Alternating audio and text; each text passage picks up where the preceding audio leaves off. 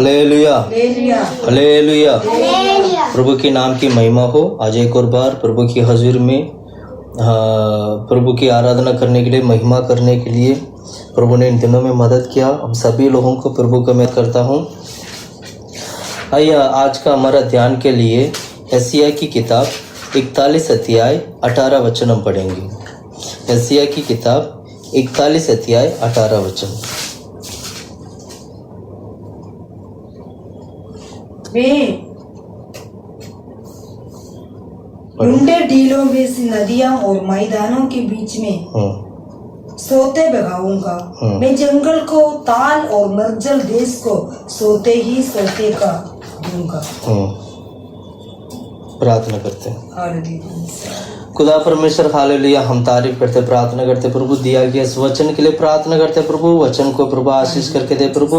इन दिनों में इस वचन के द्वारा खुदा परमेश्वर बहुत सी सच्चाई हम सीखने के लिए हम मदद करे खुदा प्रभु हालेलुया।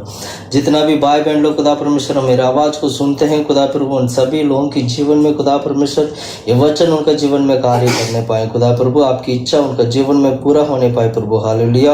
इन वचन के द्वारा स्वर्गराज की सच्चाई को, वेद को सीखने के लिए हमें मदद करे खुदा प्रभु।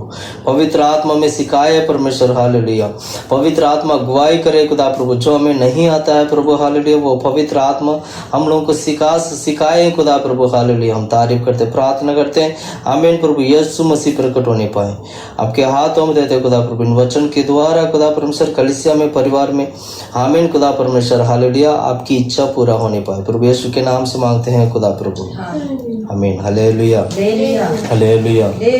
सबसे पहले हम लोग पिछले हफ्ते से हम लोग पवित्र आत्मा की छाया के बारे में हम सीखते हुए आ रहे हैं। पवित्र आत्मा की छाया नया नियम में, पुराने नियम में, खासकर पुराने नियम में पवित्र आत्मा के बारे में बहुत सारे जगह पे लिखा है। पर कई जगह पर जो लिखा हुआ जो बातें वो ज़्यादातर पहचान नहीं पा पाते हैं कि ये पवित्र आत्मा को दर्शाती है। आज हम उन विषयों को हम ध्यान कर रहे हैं जहाँ पर पवित्र आत्मा के बारे में लिखा गया है। आत्मिक रीति से हम उसको जब उसको सीखना शुरू करते हैं तो तब हमें पता लगता है वचन के आधार से, मतलब रेफरेंस से हमें ये पता लगता है कि ये जगह जो है वो पवित्र आत्मा की है। Hallelujah hallelujah. पिछले दिनों में भी हमने पवित्र आत्मा के बारे में ध्यान किया। आज भी हम इसी विषय के बारे में ध्यान करेंगे कि पवित्र आत्मा की छाया कहाँ पर है और कैसे है और किस तरह पवित्र आत्मा वहां पर काम किया और पवित्र आत्मा की गुण क्या है और उस गुण के द्वारा, पवित्र आत्मा के गुण के द्वारा हमारे जीवन कैसे होता है और हमारे जीवन में कैसे पवित्र आत्मा कार्य करते हैं करके इन दिनों में हम सीखते हुए आ रहे हैं। हालेलुया। आइए यशायाह की किताब 41 अध्याय 18 वचन हम दोबारा पढ़ते हैं हम लोग। मैं मुंडे ढीलों से भी नदियां और मैदानों के बीच में सोते बगाऊंगा। मैं जंगल का ताल और निर्जल देश को सोते ही सोते कर दूंगा। हालेलुया। यहाँ पर 4 जगह में पानी है। इस वचन को अगर ढंग से आप पढ़ोगे, 4 जगह दिया हुआ है। चारों जगह पर जो पानी है, जो नदियां हैं, जो नदी जो बहती है, जो सोता है, जो नदी है, जो पानी है, उस विषय के बारे में हम देखेंगे। पानी का मतलब समझ लीजिएगा, पानी बहुत सारा पानी होते हैं। नदी का पानी होते हैं, समुद्र का पानी होते हैं, पानी का बूंद भी पानी ही माना जाता है और नदी जो बहती है उसको वो भी पानी होते हैं। अलग अलग पानी का अलग अलग आत्मिक मतलब भी होते हैं। लेकिन यशायाह की किताब 41 अध्याय 18 वचन में लिखा गया, इसमें जो पानी के बारे में हम जो देखते हैं, ये चारों पानी जो है वो पवित्र आत्मा को दर्शाती है, पवित्र आत्मा को दिखाती है। ये इस वचन में लिखा गया जो पानी है, हम पवित्र आत्मा को पवित्र आत्मा की छाया को हम देख सकते हैं। आप इस वचन को ढंग से पढ़ोगे, आप अच्छी तरह समझ सकते हैं कि यहाँ पर पवित्र आत्मा की कार्य होता है। पानी का मतलब आते ही आप पानी का मतलब आप बाइबल में ढंग से अगर आप रिसर्च करोगे तो पानी का दो मतलब निकलती है। एक है एक पानी तो उसको दिखाती है जो टेम्पटेशन को दिखाती है, या हमारे जीवन में आने वाला क्लेश को दिखाती है, परेशानी को दिखाती है, या परीक्षा को दिखाती है। इन सभी चीजों को ये सारा चीजों को दिखाती है। पानी का मतलब यही हुआ कि इन सभी चीजों को दिखाना। दूसरा पानी का मतलब दूसरा एक और अर्थ भी है, वो है पवित्र आत्मा। इसलिए यीशु मसीह कहते हैं मैं जो जल पिलाऊंगा वो पिएगा तो वो दोबारा प्यासा नहीं होगा। मतलब वो यीशु मसीह पानी के बारे में वो बताते हैं। तो पानी को इस तरह हम ढंग से अगर हम ध्यान करेंगे, ढंग से हम इसको बाइबल से ढूंढेंगे तो हम एक विषय को हम अच्छी तरह पहचान पाएंगे कि पानी पवित्र आत्मा को दिखा दिया। हालेलुया। यहाँ पर नदी के बारे में लिखा गया, सोता के बारे में लिखा गया, और जो जितना भी जो पानी है, जो जगह पर जो पानी है, जो चारों जगह पर जो पानी है, ये पवित्र आत्मा को दिखाती है। हालेलुया। हाँ, सबसे पहले पानी कैसे हम पवित्र आत्मा को दिखाती है करके हम कैसे इसको माने, कैसे हम इसको मान लें कि ये पानी जो है ये पवित्र आत्मा को दिखाती है करके हम कैसे इसको माने। इसको आइए हम एक वचन में पढ़ाना चाहता हूँ आप लोगों को। यूहन्ना की किताब अध्याय 4 का निकालेगा, जहां पर यीशु मसीह के बारे में हम पढ़ते हैं। अध्याय 4 का 9वां वचन से पढ़ते हैं। उस समरी स्त्री ने उससे कहा, तो यहूदी होकर मुझे समरी स्त्री से पानी क्यों मांगता है? क्योंकि यहूदी समरियों के साथ किसी प्रकार का व्यवहार नहीं रखते। यहाँ पर यीशु मसीह की समरिया स्त्री है, उससे पानी मांगते हैं, उनको पीने के लिए पानी मांगते हैं। तब वो स्त्री जो है यीशु मसीह से कहते हैं कि क्या नाम है, यहूदी होकर तुम कैसे समरिया स्त्री से पानी मांग सकते हो, है ना। आगे पढ़ो। यीशु ने उत्तर दिया, यदि तू परमेश्वर के वरदान को जानती और ये भी जानती कि वे कौन है जो मुझसे कहता है। हाँ, वो यीशु मसीह क्या कहते हैं? कौन सा वचन पढ़ रहे हैं हम लोग? 10वां वचन है ना, 10 दोबारा पढ़ेंगे। यीशु ने उत्तर दिया, यदि तू परमेश्वर के वरदान को जानती, परमेश्वर की वरदान को जानती, और ये भी जानती कि वे कौन है जो मुझसे कहता है, वे कौन है जो मुझसे कहता है मुझे पानी पिला दे, तो तू उससे मांगती और वो मुझे जीवन का जल देता। हालेलुया। 10वां वचन को थोड़ा समझना बहुत जरूरी है। 10वां वचन में यीशु मसीह जीवन की जल के बारे में बताते हैं। जीवन की जल, यीशु मसीह कहते हैं मैं जो पानी पिलाऊंगा, जो जीवन की जल जो पिलाऊंगा, वो पानी दोबारा तुम्हें प्यासा नहीं होगा। और यही बात को समरिया स्त्री को यीशु मसीह कहते हैं। दोबारा पढ़ेंगे हिंदी में। यीशु ने उत्तर दिया, यदि तू परमेश्वर के वरदान को जानती और ये भी जानती कि वे कौन है जो तुझसे कहता है। हाँ, वो समरिया स्त्री को ये नहीं पता था कि ये यीशु है और मुझसे पानी मांग रहे हैं। अगर ये बात समरिया स्त्री जानती होती, अगर ये बात समरिया स्त्री को पता होता कि यीशु मुझसे पानी मांगते हैं, तो यीशु मसीह मांगने से पहले समरिया स्त्री मांगने लग जाती कि प्रभु मुझे पानी, मैं प्यासा हूं, मुझे पानी पिला दो। यही बात यीशु मसीह कहते हैं। और 11 वचन पढ़ो। स्त्री ने उससे कहा, हे प्रभु, तेरे पास जल भरने को तो कुछ है भी नहीं, और कुआं गहरा है, तो फिर वो जीवन का जल तेरे पास कहाँ से आया? क्या तू हमारे पिता याकूब से बड़ा है, जिसने हमें ये कुआं दिया, और आप ही अपने संतान और अपने पशुओं समेत इसमें से पिया? यीशु ने उससे उत्तर दिया। इसमें यीशु मसीह क्या उत्तर दे रहे? जो कोई ये जल पिएगा, जो कोई ये वाला जल, मतलब इस कुएं की जल जो पिएगा, वो फिर प्यासा होगा, वो दोबारा प्यासा होगा और दोबारा उसको पीना पड़ेगा। परंतु जो कोई उस जल में से पिएगा जो मैं उससे दूंगा, जो मैं उसे दूंगा, उस जल को जो वो पिएगा अनंत काल तक प्यासा ना होगा। आनंद काल तक प्यासा नहीं होगा। Hallelujah, hallelujah, hallelujah, hallelujah. Hallelujah. यहाँ पर यीशु मसीह जो जिस जल की जो बात कर रहे हैं, आनंद काल का जल का मतलब यही हुआ, वो पवित्र आत्मा को दिखाती है। क्योंकि परमेश्वर पवित्र आत्मा जो है वो आनंद काल का परमेश्वर है।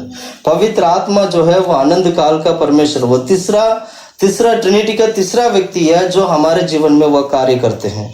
वो यीशु मसीह पवित्र आत्मा के बारे में बता रहे हैं। इस बात को उनको समझाया कि मैं पवित्र आत्मा के बारे में बता रहा हूँ। हालांकि यहाँ पर यह नहीं लिखा पवित्र आत्मा के बारे में, लेकिन आनंद काल तक का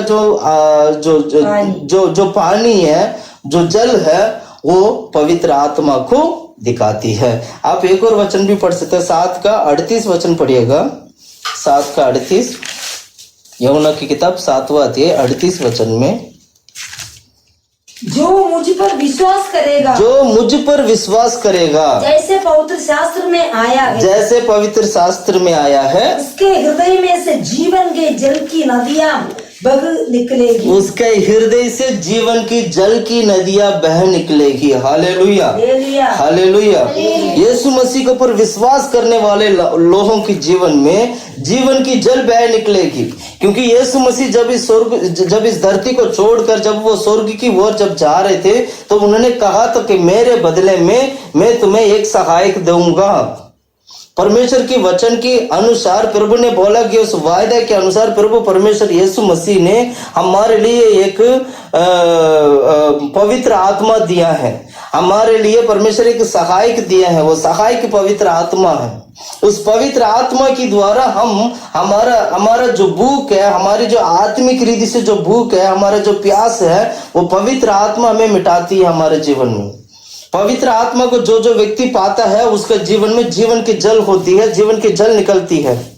इसलिए प्रिय भाइयों बहनों, मैं यही कहना चाहूंगा, आप यीशु मसीह के ऊपर अगर आप विश्वास करते हैं तो आप पवित्र आत्मा को पाते हो, और पवित्र आत्मा के द्वारा आपके जीवन में जीवन की जल उत्पन्न होता है। परमेश्वर आपको सोता में बदल देते हैं, जीव सोता, पानी देने वाला सोता बना देता है प्रभु आपको, क्योंकि पवित्र आत्मा ही ये कार्य कर सकता है और कोई नहीं कर सकता है। इसीलिए पवित्र आत्मा की सामर्थ्य को हमें पाना चाहिए। सामर्थ्य का मतलब यही है पवित्र आत्मा। आप पढ़िएगा, एक वचन में पढ़ाना चाहता हूं आप लोगों को, भजन संगीता की किताब 84 मतलब 84 का अध्याय 84, 5 से लेके 7वां वचन तक हम पढ़ते हैं। जल्दी निकालो, भजन संगीता की किताब 84 अध्याय 5 से लेके 7 तक। क्या ही धन्य है, क्या ही धन्य है वे मनुष्य जो मुझसे शक्ति पाता है, वे मनुष्य जो मुझसे जो शक्ति पाता, मतलब मुझसे जो बल प्राप्त करता है, और वे जिनकी सियोन की सड़क की स्तुति रहती है। सियोन की सड़क की स्तुति उनका जीवन में रहती है। वे रोने की तराई में जाते हुए, वे कौन सी तराई में? रोने की तराई में जाते हुए उसको सोते का स्थान बनाते हैं, उसको सोते का स्थान बनाते हैं, और बरसात की अगली वृष्टि उसमें आशीष ही आशीष उपज जाती है, और आशीष की आशीष उपज जाती है। हालेलुया। यहाँ बल पर बल प्राप्त करते हैं। पढ़ो, वे बल पर बल पाते जाते हैं, वे बल पर बल प्राप्त पाते जाते हैं। बल पे हर एक जन सियोन में परमेश्वर की अपना मुंह दिखाएगा। हालेलुया।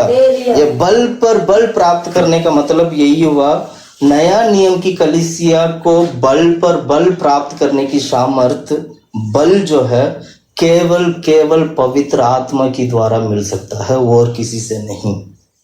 हम कहते हैं ना, आप बल प्राप्त करो, हम कहते हैं आपको सामर्थ्य आना चाहिए, आपके जीवन में बल आना चाहिए।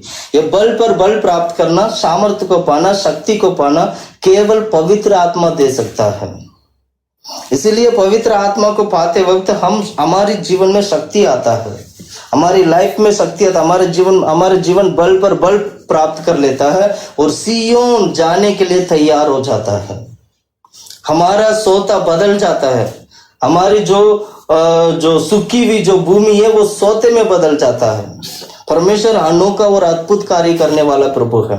ये पानी जो है पवित्र आत्मा को दिखाती है। ये तो मैं एक आध पॉइंट बताया जिससे कि पानी किसको दिखाती है करके हम समझने के लिए। ऐसे कई सारे एग्जाम्पल है जो पानी के बारे में। मैं उतना सारे चीजों को मैं बहुत ही डिटेल में जाना नहीं चाहता हूँ, क्योंकि समय बहुत कम की वजह से मैं उतना डिटेल में जाना नहीं चाह रहा हूँ। बस इतना आप समझ लीजिएगा, ये जो नदी के बारे में जो हम बात करते हैं, जो जल के बारे में हम जो बात करते हैं, ये सब कुछ जो सोता के बारे में जो हम बात करते हैं, ये सारा हमारे जीवन में परमेश्वर ने दिया किया पवित्र आत्मा को दिखाती है। Hallelujah, hallelujah, hallelujah. पवित्र आत्मा को प्राप्त करना है, पवित्र आत्मा की सामर्थ्य के द्वारा परमेश्वर की इच्छा को पूरा करना है। हालेलुया। अब यशायाह की किताब में पढ़ते हैं, जो हमने वचन शुरू में पढ़ा था, 41 अध्याय 18 वचन में। उस जगह पे हाथ रख लो। 41 का 18 वचन, यशायाह की किताब 41 का 18। मैं मुंडे डीलों से भी नदियां और मैदानों के बस एक एक करके, मुंडे डीलों से भी नदियां। हालेलुया। मुंडे डील का मतलब यही है कि ऊंची पर्वत के ऊपर रहने वाला पानी, ऊंची पर्वत के ऊपर बहने वाला पानी, इसको बोलते हैं मुंडे डीलों से भी नदियां। ऊंची ऊंची पर्वतों पर रहने वाला पानी। ऊंची पर्वतों पर रहने वाला पानी को कौन प्राप्त कर सकता है? ऊंची पर्वतों में वैसे भी बहुत कम जानवर होते हैं, जानवर तो बहुत मुश्किल से मिलेंगे, लेकिन वो पानी ऊंची पर्वत पर रहता है। प्रिय भाइयों बहनों, मैं कहना चाहता हूं, वो पानी पवित्र आत्मा को दिखाती है।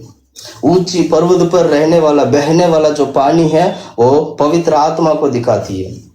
मैं कहना चाहता हूं, वो ऊंची पर्वत पर रहने वाला पानी, ऊंची पर्वत पर बहने वाला पानी आपका जीवन में जब आता है, तो आप परमेश्वर की सेवा करने निकल जाते हैं, क्योंकि वो पानी केवल पवित्र आत्मा को नहीं, पवित्र आत्मा के साथ एक प्रतिष्ठा करने वाला जीवन को दिखाती है। हमारे जीवन, प्रतिष्ठा जीवन मतलब समर्पित करने वाला जीवन, समर्पण करने वाला जीवन। ऊंची पर्वत पर रहने वाला पानी का मतलब यही हुआ, एक समर्पण करने वाले, प्रतिष्ठा करने वाला जीवन बिताए। वो वही दिखाती है हमारे जीवन में। जब हम पवित्र आत्मा को पाकर समर्पित कर जीवन बिताते हैं। कब एक व्यक्ति समर्पित करता है, कब एक व्यक्ति प्रतिष्ठा करता है, प्रतिष्ठा कर कब वो जीवन बिताता है। बाइबल को आप ढंग से पढ़ोगे, बाइबल में यही लिखा है, प्रतिष्ठा कब तब किया गया था जब याजक लोग, लेवी लोगों को जब परमेश्वर की तंबू में सेवा करने के लिए जब परमेश्वर उनको अलग किया था, अलग करते सबसे पहले उनको अभिषेक किया गया, अभिषेक के बाद उन्हें प्रतिष्ठा किया गया था। यानी हम जो पाने वाला जो अभिषेक है, सेवकाई के लिए जो पाने वाला जो अभिषेक है, वो प्रतिष्ठा करती है हम लोगों को। जितने भी लोग आज सेवा करते हैं, वो अभिषेक पाकर वो सेवा करते हैं, और अभिषेक पाकर सेवा करना भी चाहिए। अगर आपका जीवन में अभिषेक नहीं है, आपके जीवन में पवित्र आत्मा नहीं है, मैं तो कहूंगा जब तक पवित्र आत्मा नहीं आता तब तक सेवा मत करना। सुसमाचार की सेवा कर सकते, लेकिन कलीसिया की सेवा मत करना, मैं ये कह रहा हूं। सुसमाचार की सेवा तो सभी भाई बहनों के लिए, सभी के लिए है, लेकिन एक कलीसिया की एक सेवकाई होती है, एक याजक का एक सेवकाई होता है।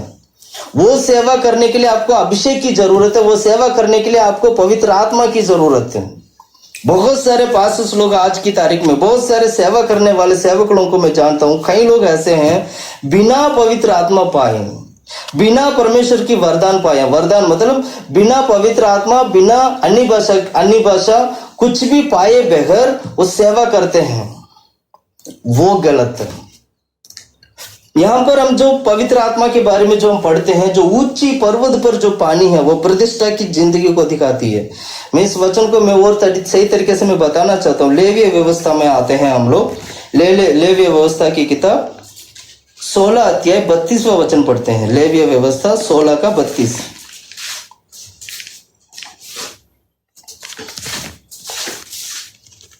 पढ़ो।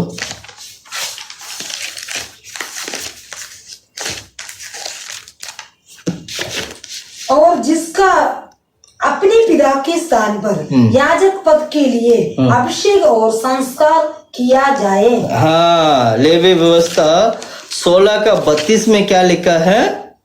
पढ़ो और जिसका अपने पिता के स्थान पर, अपनी पिता के स्थान पर याजक पद के लिए अभिषेक और संस्कार किया जाए। पहले अभिषेक करना है, फिर संस्कार किया जाए। वे याजक प्रायश्चित किया करें। वे याजक प्रायश्चित किया करें, अर्थात वे शरीर के पवित्र वस्त्रों को पहनकर।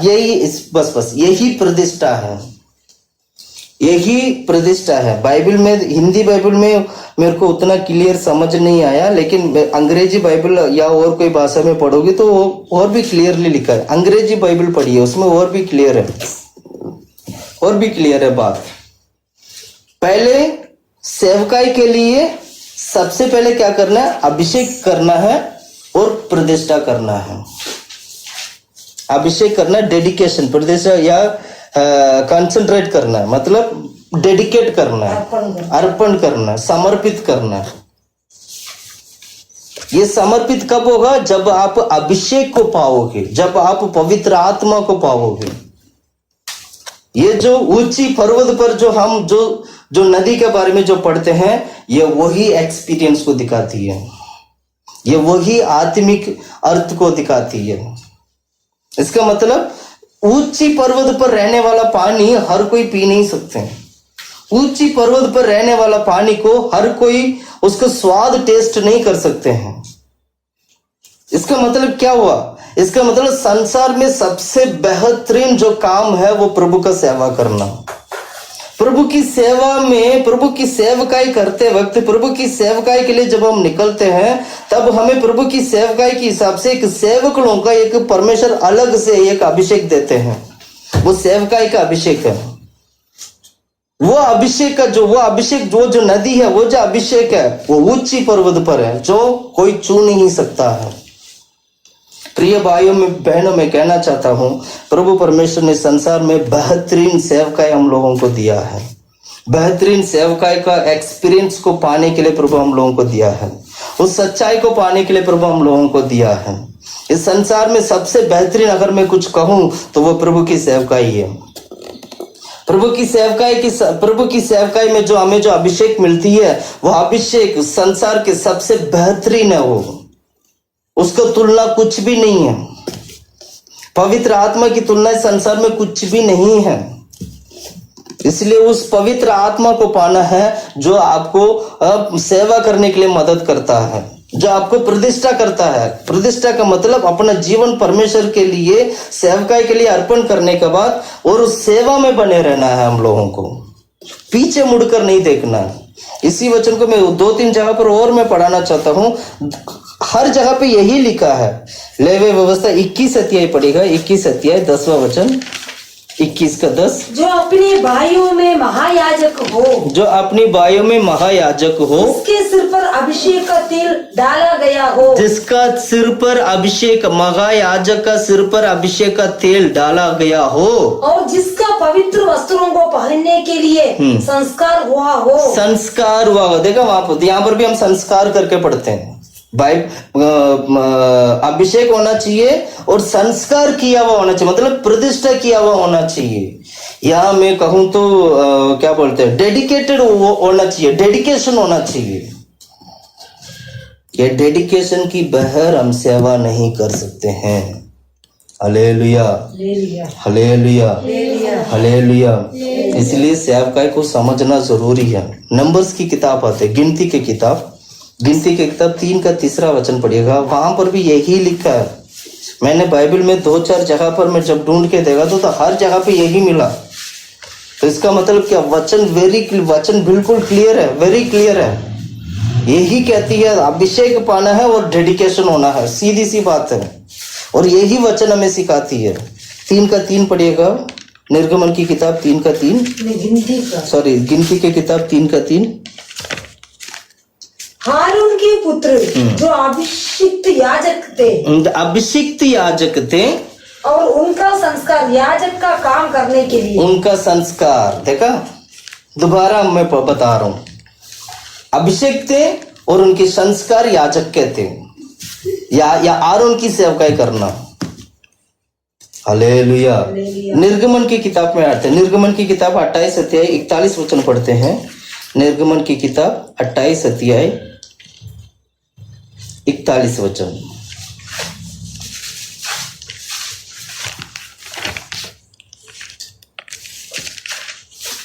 पढ़ो।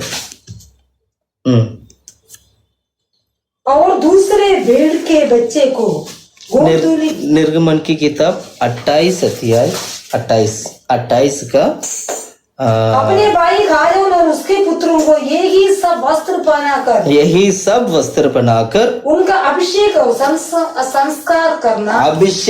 संस्कार करना। Hallelujah, hallelujah. देखिए वचन कितना क्लियर है। वचन कैसे कैसे हम लोगों को सिखाती है। बिना अभिषेक का आप सेवा नहीं कर सकते हैं। बिना अभिषेक का आपका जीवन प्रतिष्ठा नहीं होगा। इसलिए मैं कहता हूं, इसलिए मैं दोबारा बोल रहा हूं, ऊंची पर्वत पर रहने वाला पानी वो अभिषेक की पानी है, वो पवित्र आत्मा है, वो सेवा करने के लिए है। वो जो अभिषेक है वो सेवा करने के लिए, वो जो पवित्र आत्मा है आपको प्रतिष्ठा करने के लिए, प्रतिष्ठा की जीवन की ओर लेके जाता है। प्रतिष्ठा का मतलब क्या है? बहुत सारे लोगों को समझ नहीं आते प्रतिष्ठा क्या होती है। प्रतिष्ठा का मतलब अर्पण करना, प्रभु की सेवकाई के लिए अर्पण करना। आप कैसे प्रभु की सेवा करने के लिए अर्पण करते हो, वैसे आखिर तक उसमें टिके रहना। कैसे आप प्रभु की सेवा करना चाहते हैं, उस सेवा में बने रहना।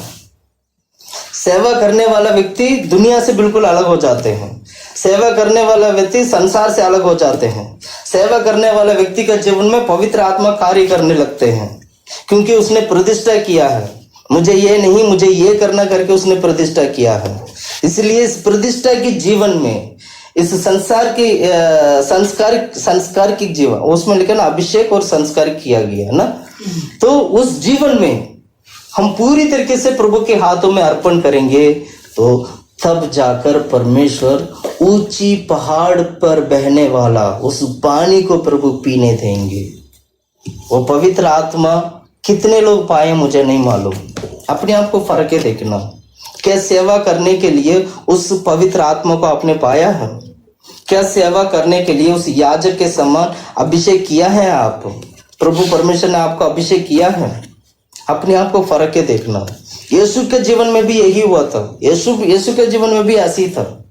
यीशु ने भी सेवा करने के लिए पवित्र आत्मा के द्वारा हुआ था। उनका जीवन में भी पवित्र आत्मा ही उनको मदद किया वो सेवा करने के लिए।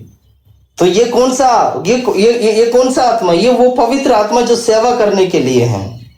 पढ़िएगा इब्रानियों की किताब 9 का 18 वचन पढ़ते हैं। इब्रानियों की किताब, नया नियम, इब्रानियों की किताब 9वां वचन, 9वां अध्याय 18 वचन।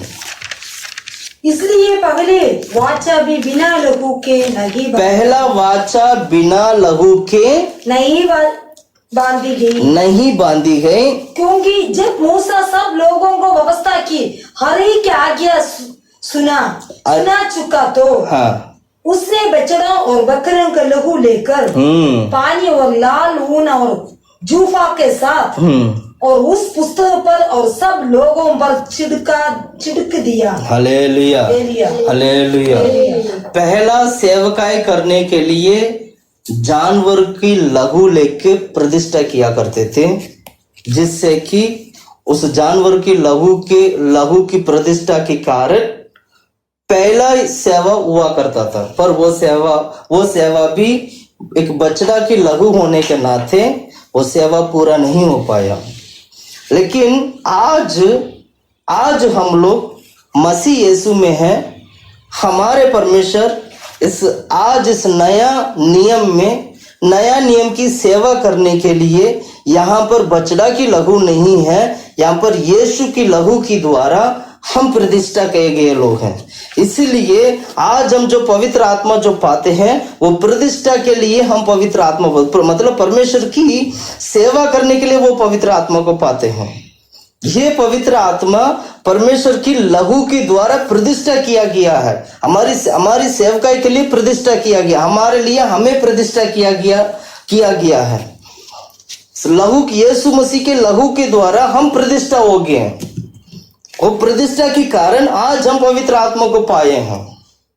प्रिय भाइयों बहनों, मैं कहना चाहता हूं, आप जिस मार्ग में जो चल रहे हैं, आप जिस मार्ग जो यीशु के पीछे जो चल रहे हैं, यीशु की जो सेवकाई करते हैं, सेवा करने वाला हर एक सेवक लोगों के लिए मैं कहना चाहता हूं, हमारे धरती पे इस जगह पर, इस धरती पे, इस संसार में इससे बड़ा महत्वपूर्ण काम इस संसार में कुछ भी नहीं है। Hallelujah, hallelujah, hallelujah. इसलिए अनंत काल की आत्मा हमारे जीवन में वास करता है। इस सेवकाई को करने के लिए, परमेश्वर की इच्छा को पूरा करने के लिए अनंत काल की आत्मा, अनंत काल की आत्मा। 14 वचन पढ़ो उसी अध्याय का, 9 का 14 में पढ़ेंगे। हाँ, अनंत काल की आत्मा पढ़ो। तो मसीह का लहू जिसने अपने आप को सनातन आत्मा के द्वारा, मसीह का लहू जो है जिसने अपने आप सनातन लहू के द्वारा, सनातन आत्मा के द्वारा परमेश्वर के सामने निर्दोष चढ़ाया, परमेश्वर के सामने निर्दोष चढ़ाया। हालेलुया।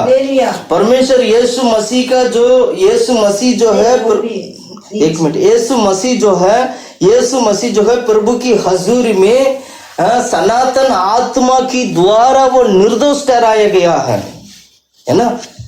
उस वचन को दोबारा पढ़ेंगे। तो मसीह के लहू जिससे अपने आप को सनातन आत्मा का द्वारा परमेश्वर के सामने निर्दोष ठहराया, तुम्हारे विवेक को मरे हुए कामों से क्यों ना शुद्ध करेगा, और ताकि तुम जीवित परमेश्वर की सेवा करो, सेवा करो। हालेलुया। इस वचन को समझना चाहिए हम लोगों को। हमारे जीवन में जो परमेश्वर ने जो आत्मा जो दिया है वो सनातन आत्मा है, सनातन आत्मा है, मतलब अनंत काल की आत्मा है वो। और इसी आत्मा की द्वारा, इसी पवित्र आत्मा की द्वारा प्रभु यीशु मसीह ने सेवा पूरा किया है। तो मैं कहना चाहता हूँ प्रिय भाइयों बहनों, जैसे यीशु मसीह ने सनातन आत्मा की द्वारा सेवकाई को पूरा किया है, वही परमेश्वर हमारे पर इतना प्यार करता है, इतना प्रेम करता है, वही सनातन आत्मा को प्रभु आपको देना चाहते हैं। वही सनातन आत्मा की द्वारा परमेश्वर आपका जीवन को बदलना चाहते हैं। आप समझिएगा इस बात को। इसलिए याजक लोग जब भी वो सेवकाई के लिए निकलते थे, जब भी वो तंबू में सेवा करना होता था, तो जब भी वो एक लेवी जो है जब याजक बनता था, तो सबसे पहले उसको सारे वस्त्र पहनाकर, शुद्ध करके सादा वस्त्र पहनाकर उसको अभिषेक, तेल से अभिषेक किया करते थे। उस अभिषेक के द्वारा सबसे पहले वो प्रतिष्ठा हुआ करते थे। हाँ, ये प्रतिष्ठा हो गई सेवकाई के लिए, प्रतिष्ठा अलग कर दिया इसको सेवकाई के लिए। हालेलुया। अपने घर परिवार में भी हर एक परिवार में एक एक बच्चा कम से कम प्रभु की सेवकाई करना चाहिए। अगर आपके घर पे 2 बच्चे हैं, प्रभु ने आपको दो बच्चे दिया है, मान लेते हैं, 2 में से कम एक बच्चे को प्रभु की सेवकाई के लिए भेजिएगा। अगर एक बच्चा है तो कोई बात नहीं, उस एक बच्चे को प्रभु की सेवकाई के लिए अर्पण करिएगा। 3 बच्चे तो 3 में से कोई एक बच्चे को कम से कम प्रभु की सेवकाई के लिए अर्पण करिएगा। प्रभु की सेवा, हर परिवार में प्रभु की सेवा के नाम होना चाहिए। Hallelujah, hallelujah. ये परमेश्वर हम लोगों को सिखाते हैं, ये प्रभु हम लोगों को सिखाते हैं। पुराने नियम में तो केवल लेवी लोग सेवा कर सकते थे, केवल लेवी लोग याजक बन सकते थे। प्रिय भाइयों बहनों, नया नियम में चीजें बदल दिया, यीशु ने सब बदल दिया है।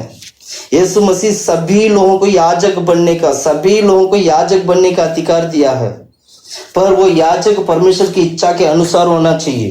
प्रभु की इच्छा के अनुसार, प्रभु की बुलाहट के अनुसार तुम याजक बनना।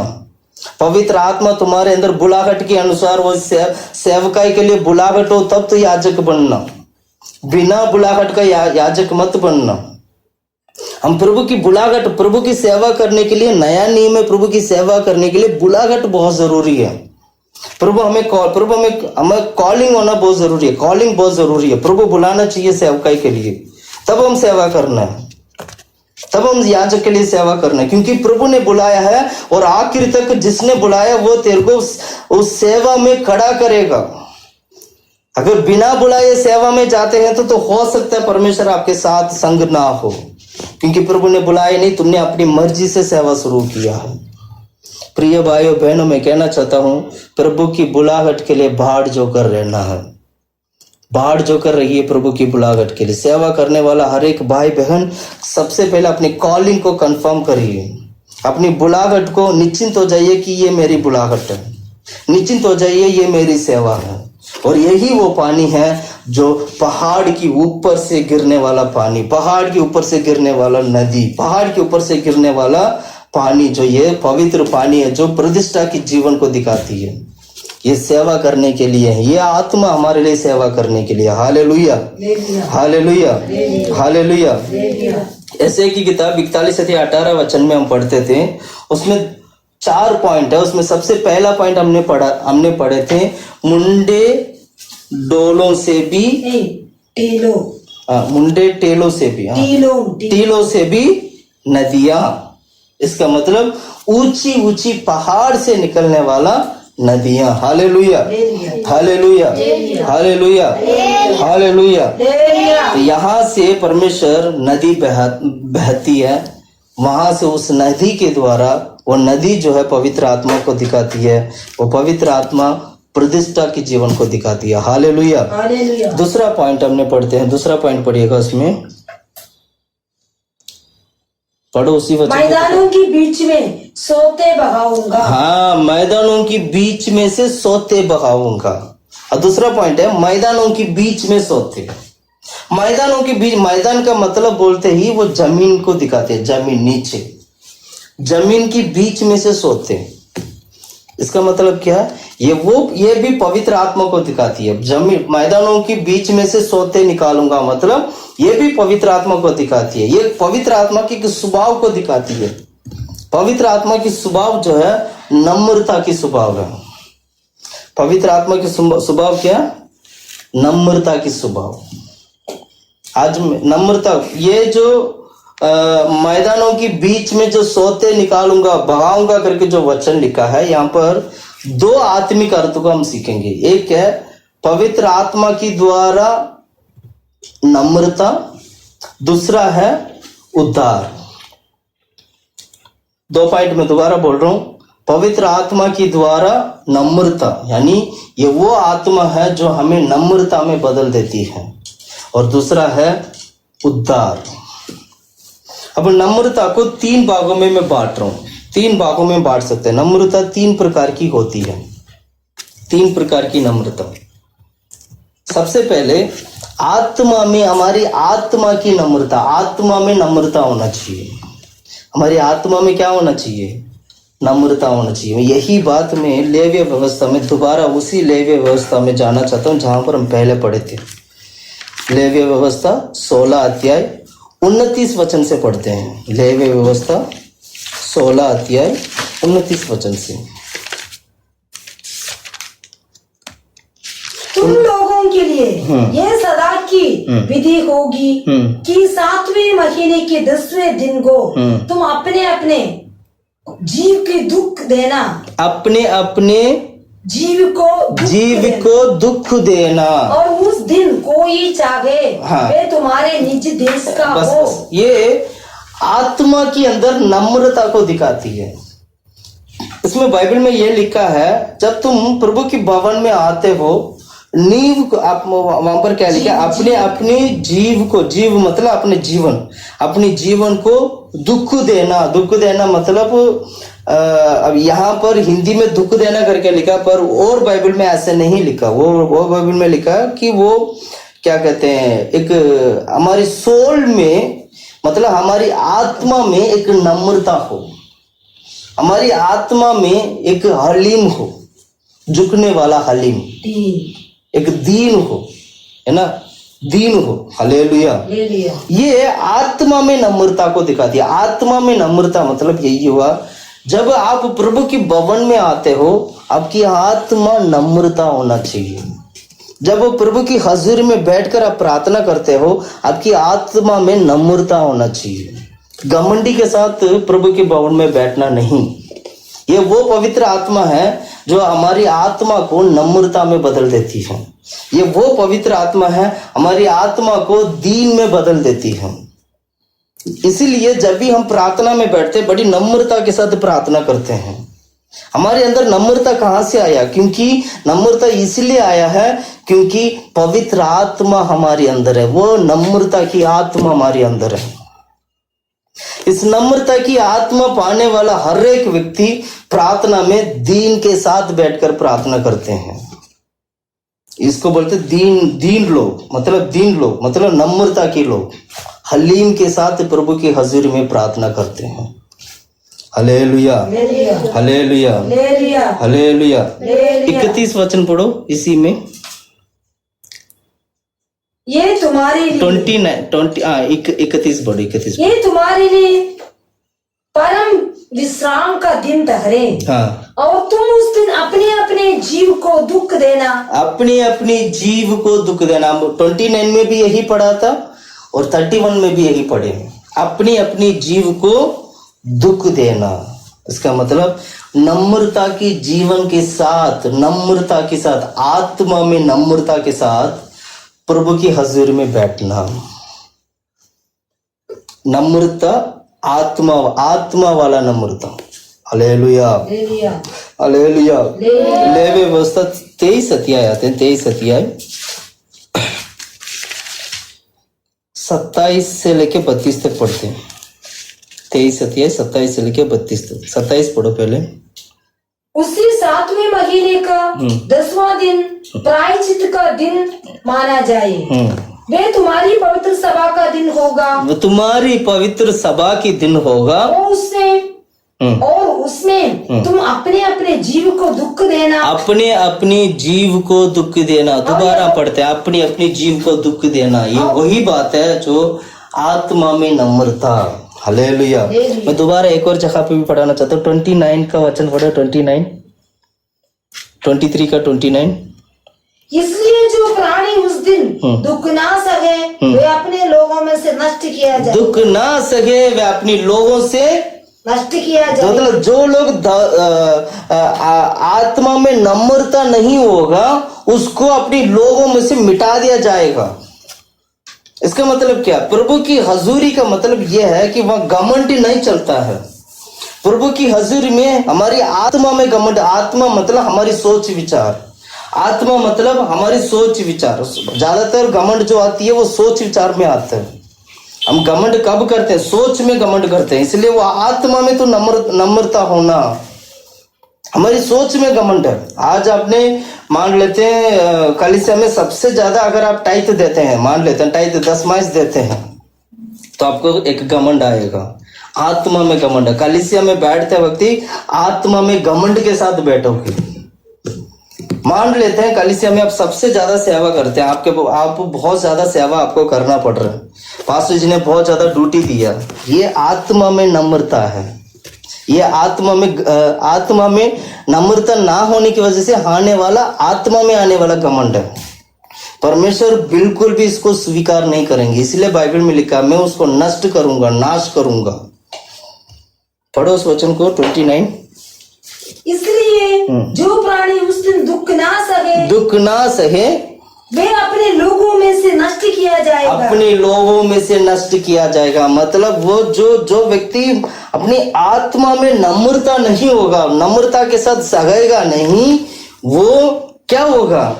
अपनी लोगों से वो प्रभु क्या कर देंगे? नष्ट किया जाएगा, नष्ट कर देंगे। 32वां वचन पढ़ो। वे दिन तुम्हारे लिए परम विश्राम का हो। विश्राम का मतलब आते आप समझना चाहिए। ये हम जो प्रभु की हजूरी में एक साथ मिलकर विश्राम दिन जो आराधना करते हैं, मैं केवल विश्राम दिन की बात नहीं करूंगा। जब आप प्रार्थना में बैठते हो, जब आप प्रार्थना का मतलब क्या? प्रतिदिन आप प्रार्थना करते हैं। इसका मतलब क्या? प्रतिदिन आपका आत्मा में नम्रता होना चाहिए। चलने फिरने में, सोचने में, पर उठना बैठना हर एक जगह पर नम्रता होना चाहिए। एक हाथ से अगर किसी को मदद किया तो तुरंत क्या हो जाते हैं? घमंड आने लग जाता है, मैंने मदद किया करके। वो घमंड तोड़ना है। वो घमंड के साथ रहने वाला, घमंड के साथ प्रभु के हजूर में आराधना करने वाले लोगों को परमेश्वर नष्ट कर देंगे, नाश कर देंगे। मैं नहीं कह रहा हूं, ये वचन कहती है। पढ़ो 32। वे दिन तुम्हारे लिए परम विश्राम का हो, उसमें तुम अपने अपने जीव को दुख देना, अपने अपने जीव को दुख देना। हालेलुया। मैंने शुरू में ही बोला था, नम्रता को 3 भागों में मैं बांट, 3 प्रकार की नम्रता के बारे में मैं बताऊंगा। एक है आत्मा में नम्रता, दूसरा है मन में नम्रता, मन में बोल सकते हैं हम लोग, वैसे तो मन में करके लिखा है बाइबल में। आप पढ़ते हैं, एक एक वचन हम पढ़ते हैं।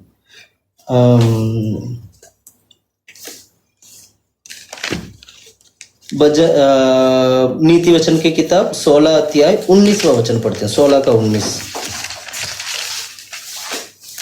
16 का 19 पढ़िएगा।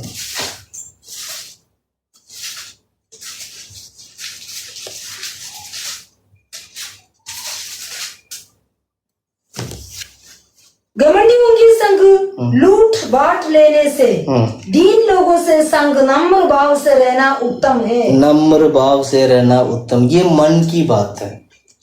यहाँ जो लिखा गया ये मन की, वहाँ आत्मा के बारे में था मन।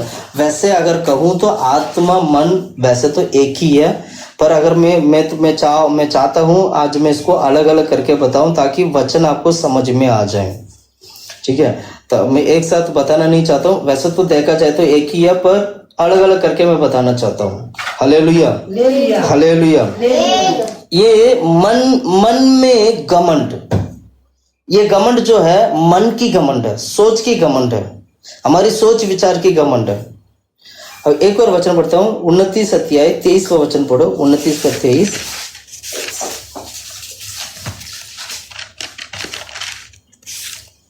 मनुष्य को गर्व के कारण नीचा देखना पड़ता है, मनुष्य के गर्व के कारण नीचा देखना पड़ता है, परंतु नम्र आत्मा वाला महिमा का अधिकारी होता है। महिमा का, परमेश्वर की महिमा पाने का अधिकार होता है। हालेलुया। प्रिय भाइयों बहनों, मैं एक सिंपल तरीके से कहना चाहता हूँ, परमेश्वर केवल नम्रता की जीवन चाहता है आपसे। बाइबल को आप ढंग से पढ़ोगे ना, प्रभु वो लिखा है, प्रभु चाहता है क्या तुमसे। बहुत सारे लोगों को सवाल है, परमेश्वर हमसे चाहते क्या है, पता ही नहीं है परमेश्वर क्या चाहते हैं। मैं आज बाइबल से कहना चाहता हूँ, परमेश्वर केवल नम्रता चाहते हैं आपसे। ये भी लिखा है बाइबल में, जो मैं बोल रहा हूँ ये लिखा है बाइबल में। केवल परमेश्वर नम्रता चाहते हैं और कुछ नहीं चाहते हैं। और क्या चाहते हैं वो आपसे, वो तो यही चाहते हैं कि तुम एक नम्रता की जीवन बिताएं, तुम एक हलीम की जीवन बिताएं, एक घमंडी का जीवन नहीं बिताएं। प्रभु ये चाहते हैं। मलकिया की किताब, मीका की किताब निकालिएगा, मीका की किताब 6 का 8 में पढ़ेंगे, उसमें यही तो लिखा है। वहां पर तुम्हें चाहता है क्या, तुम्हारे जीवन में चाहते क्या हो, और केवल नम्रता चाहते हैं और कुछ नहीं चाहते हैं हमारे जीवन में। पढ़ो मीका की किताब 6 अध्याय 6 का 8वां वचन पढ़िएगा। हे मनुष्य, वे तुझे बता चुका है कि अच्छा क्या है, और यहोवा तुझसे इसे छोड़ और क्या चाहता है। वो ये प्रभु यहोवा परमेश्वर तुझसे क्या चाहता है, इससे छोड़ तुझे क्या चाहता है। हाँ, कि तू न्याय के काम करे, तू न्याय की काम करे, और कृपा से प्रीति रखे, और अपने परमेश्वर के साथ नम्रता से चले, अपने परमेश्वर के साथ नम्रता से चले। प्रभु यही चाहते हैं हमारे जीवन में, एक नम्रता जीवन प्रभु चाहते हैं। प्रिय भाइयों बहनों, मैं कहना चाहता हूँ, जो मैदानों के बीच में से सोता जो बहती है, वो पवित्र आत्मा जो है, वो नम्रता की आत्मा है। वो नम्रता को दिखाती है, हमारे जीवन में आने वाला नम्रता। जब आप पवित्र आत्मा को पाते हो, परमेश्वर आत्मा की द्वारा उस नम्रता को आप पा लेते हो। पवित्र आत्मा में कोई घमंड नहीं है, पवित्र आत्मा में कोई भेदभाव नहीं है। पवित्र आत्मा आपको नम्रता की जीवन की ओर लेके जाता है। इसलिए वो जो सोता है वो मैदान के बीच में है। मैदान के बीच के मतलब है वो जमीन में है, वो जमीन में है। जमीन जो है, जो नीचा जो हिस्सा है, जो जमीन जो है, वो हलीम को दिखाती है, नम्रता को दिखाती है। जमीन तक हम लोगों को नम्रता होना पड़ेगा। धरती तक, मिट्टी तक हमें हलीम करना होगा। यही है नम्रता की जीवन। प्रभु हमसे और कुछ नहीं चाहते, इसलिए हम क्या करना है, नम्रता को ढूंढना है, नम्रता को ढूंढना है। सपनिया की किताब 2 का 3 वचन पढ़िएगा, नम्रता को ढूंढना है। सपनिया का 2 का 3 में हम पढ़ते हैं, नम्रता को क्या करना है, ढूंढना, ढूंढ के निकालना है। पढ़ो 2 का 3। हे पृथ्वी के सब नम्र लोगों, हाँ, हे यहोवा के नियम की मानने वालों, उसको ढूंढते रहो, उसका ढूंढते रहो। नम्र लोग ढूंढते रहो प्रभु को, और धर्म को ढूंढो, धर्म को ढूंढो, नम्रता को ढूंढो, नम्रता को ढूंढो। स्वभाव है तुम यहोवा के क्रोध के दिन में शरण पाओ। हालेलुया। नम्रता को ढूंढने के लिए कहा है, धर्मता को ढूंढने के लिए कहा गया है। कितने लोग हैं आज नम्रता को ढूंढते हैं। हर कोई चाहते हैं अपना नाम कमाने के लिए, हर कोई चाहते हैं फेम कमाने के लिए, हर कोई चाहता है मेरा ही नाम पूरा देश में गूंजना चाहिए। प्रभु तो ये चाहते नहीं है। अगर तुम ये चाहते हो तो तुम्हारे अंदर वो पवित्र आत्मा नहीं है, तुम्हारे अंदर वो लूसीफर की आत्मा है। क्योंकि लूसीफर वो घमंड करता है, वो घमंड करने की आत्मा है। लूसीफर के अंदर ही एक घमंड है।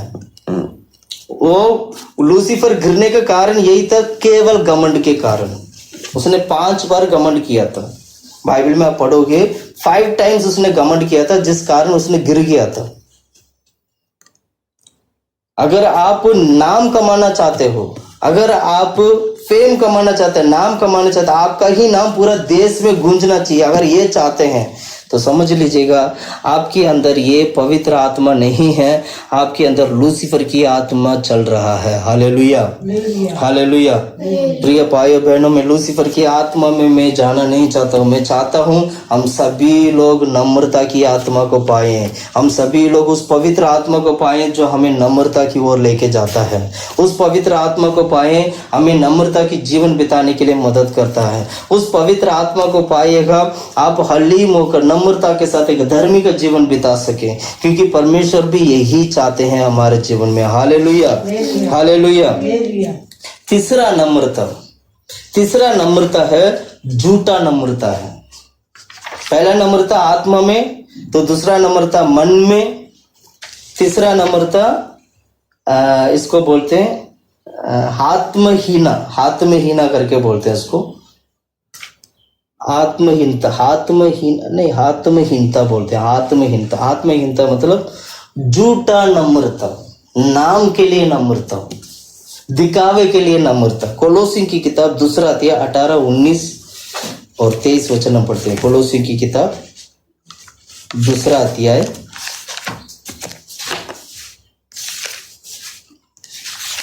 पढ़िएगा। कोलोसी की किताब 2 अध्याय 18, 19 और 23 पढ़ो। कोई मनुष्य आत्महीनता और कोई मनुष्य आत्महीनता और स्वर्गदूतों की पूजा करा के तुम्हें दौड़ के प्रतिफल से वंचित ना करे। हालेलुया। बस बहुत सारे लोग आत्महीनता का मतलब यही हुआ, नम्रता में धोखा या झूठा नम्रता, दिखावा के लिए नम्रता, दिखावे के लिए दीन होकर दिखाते हैं, पर अंदर दीन नहीं होता, अंदर घमंड होते हैं। इसलिए अपने आप को वो धोखा कर लेते हैं, अपने आप को वो धोखा देता है। झूठा जो नम्रता है, इसका मतलब क्या हुआ, लूसीफर जो है, शैतान जो है, झूठा नम्रता में प्रकट होकर वो तुम्हें वंचित करता है या धोखा देता है। देखने वालों को लगता है ये नम्रता है, पर उस नम्रता के अंदर झूठे करके बहुत सारे लोगों को पता नहीं है। वो नम्रता जो है हमें धोखा दे रहा करके किसी को पता नहीं है। इस झूठा नम्रता से आपको बचकर रहना है। इसलिए प्रिय भाइयों बहनों, मैं कहना चाहता हूं, अपना परमेश्वर के द्वारा मिला गया उपदेश को, परमेश्वर की ओर से मिला गया उपदेश को अच्छी तरह कस के पकड़ लीजिएगा। झूठा उपदेश झूठा जो भविष्यवक्ता, इन सभी चीजों से आप बचकर रहेगा। इसके हाथ में मत पड़ना, इसके हाथ में मत पड़ना। बहुत सारे लोग पासवान लोग हैं, बहुत सारे विश्वासी लोग हैं, पासवान लोग हैं, अपना नाम लिखवाते हैं, अपना नाम लिखवाते हैं। अगर किसी ने कुछ मदद किया, मान ले फलाना व्यक्ति ने 10,000 दिया और उनको, गरीब लोगों को मदद करने के लिए पास्टर जी के हाथ में दिया, तो पास्टर जी ने क्या किया, जिसने 10,000 दिया उसका नाम लेके अनाउंस कर रहे हैं कि फलाना व्यक्ति ने 10,000 दिया है, इस भाई ने 10,000 दिया है, उसका नाम लेके बोलते हैं उस भाई ने 10,000 दिया है, आइए इस भाई के लिए हम तारीफ करते हैं, प्रभु इनको आशीष करना चाहिए। अब वो जो भाई जो वहां बैठकर वो क्या करते हैं, उस आवाज को सुनते हैं। सुनते वक्त उसको क्या आता है, मन में जो नम्रता है, उसका जीवन के अंदर जो नम्रता, जो प्रतिष्ठा था, वो खत्म हो जाती है, जिस कारण उसका जीवन में नम्रता की जगह पर एक झूठा नम्रता पैदा हो जाती है। दिखने में नम्रता लगता है पर हकीकत में यह झूठा नम्रता है। इसलिए वचन क्या सिखाती है, एक हाथ से अगर किसी को देते हो तो दूसरा हाथ को मालूम नहीं होना चाहिए। आपकी अपनी कलीसिया में अगर आप कुछ भी मदद करते हो तो वो मदद आप और पास्टर जी तक की होना चाहिए। कलीसिया में उसको नाम कमाने के लिए, कलीसिया में सबको बताकर आप अपने आप को घमंड होने के लिए काम नहीं करना। परमेश्वर आशीष नहीं करेंगे। भले आपको नम्रता लगेगा पर वो झूठा नम्रता है, वो आपको धोखा देने वाले नम्रता है। सावधान रहना है हम लोगों को इस वचन से, हम बहुत ही सावधान रहना होगा। हम लोग बहुत सारे लोग नाम कमाने के लिए ऐसे काम करते हैं। अगर किसी ने फैन दिया तो पास्टर जी को मान लो फैन दिया, मैं बहुत सारे चर्च में मैंने देखा, ये मैंने अपने आंखों से देखा, बहुत सारे चर्च में फैन दिया, मान लेते फैन दिया, उस फैन में देते वक्त लिख के देते हैं, ब्रदर सिस्टर ये नाम लिख के इस फैमिली ने इस फैन को गिफ्ट किया चर्च के लिए। वो चर्च में जाने वाला हर एक व्यक्ति उस नाम को देखता है। आपको क्या लगता है इससे प्रभु की नाम महिमा होती है? क्या प्रभु की राज्य में सिर्फ फैन को तो कमाना चाहता है? मैं कहना चाहता हूं, मैं पूछना चाहता हूं आप लोगों से, ऐसे करने वाले लोगों से मैं पूछना चाहता हूं, क्या एक फैन को एक दास की हाथ में देके प्रभु को दान दे दिया करके केवल प्रभु की राज्य में क्या वो फैन कमाने के लिए ऐसे काम करना चाहता है? अगर मान लेते एक घर दिया, मान लेते हैं घर दिया क्या नाम है सेवकाई के लिए, उस घर पे बड़ा बड़ा अक्षर लिख दिया, ये घर जो है फलाना व्यक्ति ने दिया, कोई उसका नाम लिखा हुआ फलाना व्यक्ति ने दिया और उन्होंने इस घर को प्रभु के लिए अर्पण किया करके नाम लिखा हुआ है, एक बड़ा सा बोर्ड बना हुआ है। मैं पूछना चाहता हूं, क्या स्वर्ग में वो घर तुम्हें मिलेगा? क्या स्वर्ग में वही घर तू कमाना चाहता है जिसमें तू नाम लिख के रखा है, या वही फैन कमाना चाहता है जिसमें तुम्हारा नाम लिख के रखा है? शायद हो सकता है प्रभु परमेश्वर ऐसे कर दें, कुछ पता नहीं है, परमेश्वर ऐसे कर भी सकते हैं। वो सीधा बोलेंगे, क्या नाम है, सीधा वो बोलेंगे अधर्मी लोग है करके बोलेंगे, अधर्मी लोग, मैं जानता हूं तुम लोग कौन है, अधर्मी लोग हैं, पिता की इच्छा को नहीं किया है, तुमने तुम्हारी इच्छा को पूरा किया है, हे अधर्मियों, ऐसे करके प्रभु बोलेंगे। तुमने फैन दिया था ना, तुम्हारा नाम लिखा, ले ये फैन वापस ले ले, तू स्वर्ग में फैन ही वापस मिलेगा। प्रिय भाइयों बहनों, मैं कहना चाहता हूं आप लोग सावधान रहना, हम लोग इस बात के लिए सावधान रहना चाहिए, प्रभु की हजूरी के लिए हम सावधान रहना चाहिए, परमेश्वर के वचन के लिए हमें सावधान रहना चाहिए। प्रभु की हजूरी में जाना है तो आप ऐसे बनकर रहना जैसे कोई है ही नहीं।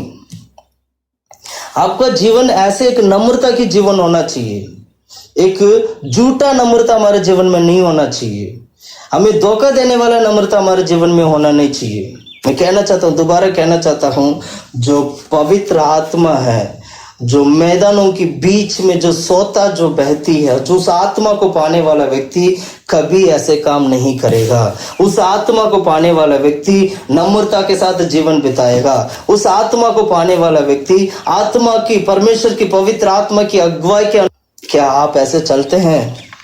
अगर आप नहीं चलते, हो सकता है आज आपका जीवन बिगड़ा हुआ हो सकता है आज आपका जीवन ऐसे ना हो। मैं कहना चाहता हूँ, कृपया दोबारा वापस लौटिए, दोबारा यीशु के पास आइए, दोबारा अपना जीवन को प्रभु यीशु मसीह में मजबूत करिए, दोबारा उसी आत्मा को पाइए। वही आत्मा आपको, परमेश्वर पवित्र आत्मा, वही आत्मा आपको नम्रता की ओर लेके जा सके, झूठे नम्रता से प्रभु आपको अलग कर सके।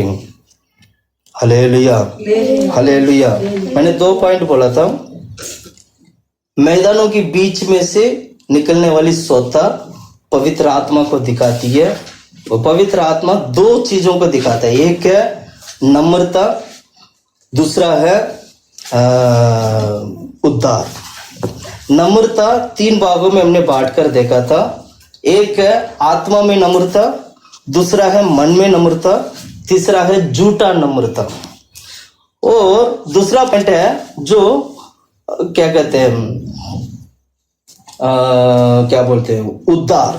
पढ़ते हैं एशिया की किताब 12 का 3 वचन पढ़ो, 12 के 3।